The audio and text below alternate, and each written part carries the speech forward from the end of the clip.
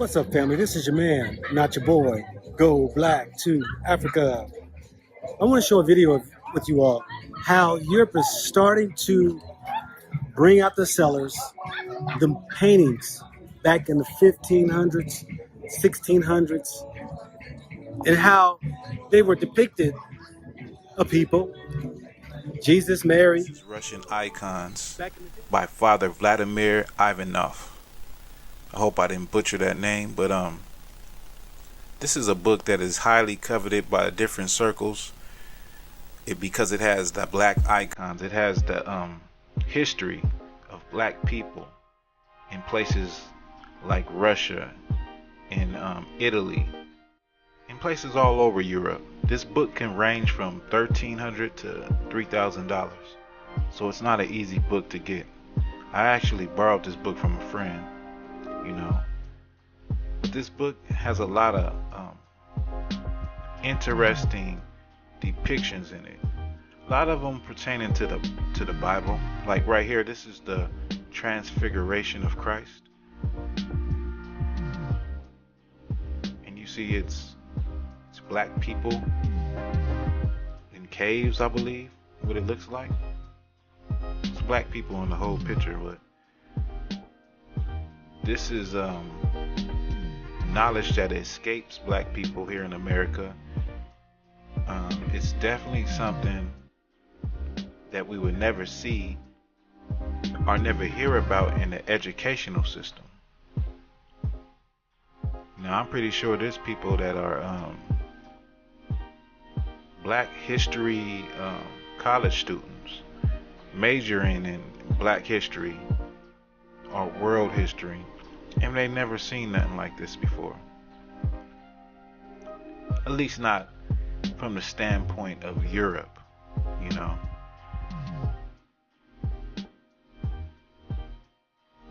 This is the crucifixion of Christ, and in it we see angels, black angels. The people surrounding him are black.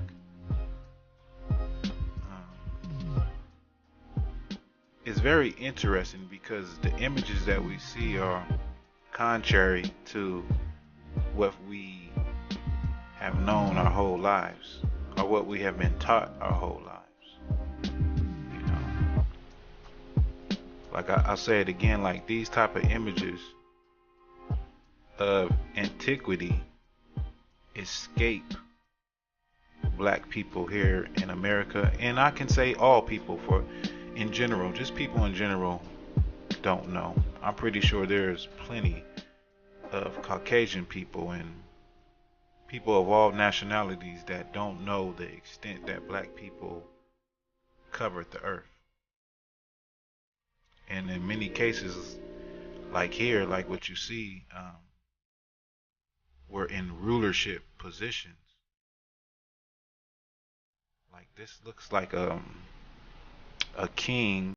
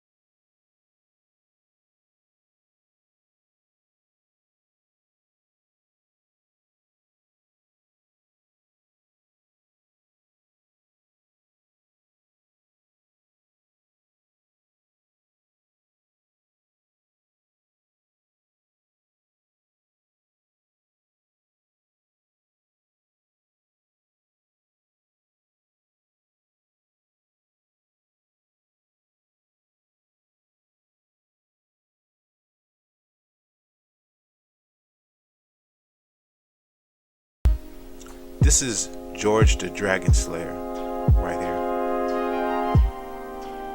Most of the icons at the museum here, and the ones that we've been discussing so far, are very old, part of the ancient tradition of Russian iconography. Anyone who knows anything about icons will immediately recognize this image as the Trinity, or otherwise known as the Hospitality of Abraham of Andrei Rublev. This is not the original. The original is in Moscow in Russia, of course, but this is a wonderful replica that was commissioned by the museum to hang here in Clinton. What we're looking at is three angels who three strangers visited Abraham, and he showed them great hospitality, and they are seen as representing the three persons of the Trinity. And in this representation, we see Christ in the center. This band on his arm shows that he is a priest. And something to note, that even though faintly reproduced here, because this is as they appear in the original, which is in Moscow, we have the tree and the mountain bowing down to their creator. And this reflects the hierarchy. And also, if we look at the two figures, they're each looking at God the Father, because Andrei Rublev was a Russian, and we believe that the Spirit and the Son both proceed from the Father. Now, if I just show you another replica, we have here an icon, or a replica of an icon by another very famous iconographer. The Rublev dates from 1411, the original. This is by a Russian iconographer about 100 years later called Dionysius. And the thing to notice about this, and once again the original is in Moscow, is the stylization is very distinctive. And it's based upon line with very little modeling. And it's almost as if he's just coloured in an outline. And that's very distinctive of the style of Dionysius. This is Christ in Majesty, one of the traditional images in the iconographic tradition.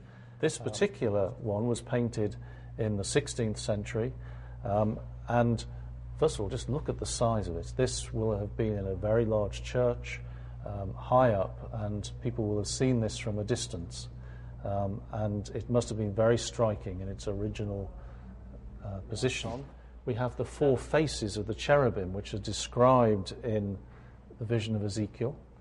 And we have an eagle, an angel, a bull or an ox, here's the bull and the ox, and here's a lion.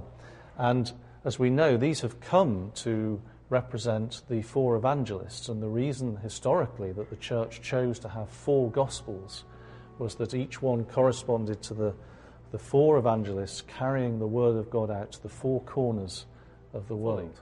And of course that is our hope, to be in heaven with Christ and participating in the beatific vision.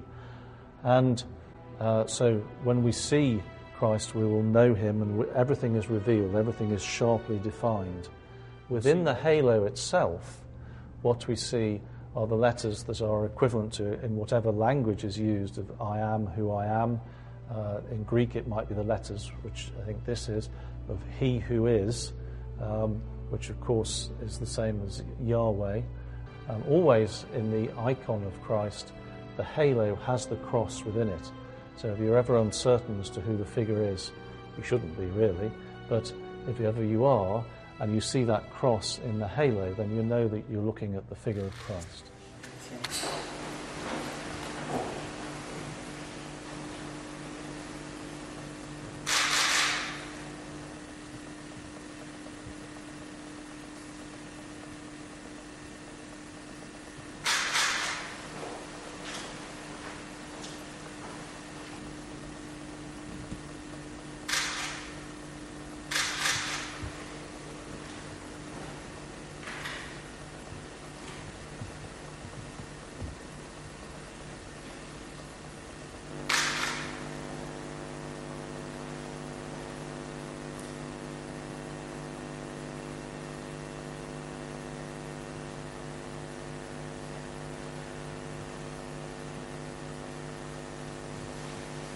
Sto bene, sì.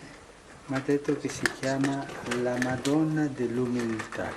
Dell'umiltà, credo. E mi permetta di dire una cosa, ho pensato a lei, tanto umile Grazie, durante il che suo bello. pontificato. Grazie, chiedo Ci ha dato tanto un esempio di significato umiltà, profondo. davvero, Grazie, di tenerezza. Sì, non dimentichiamola. Grazie. Guarda, Ho pensato a lei. che commuove, grazie. Tanto, Io non conoscevo questa, la vocazione della Madonna. anche io.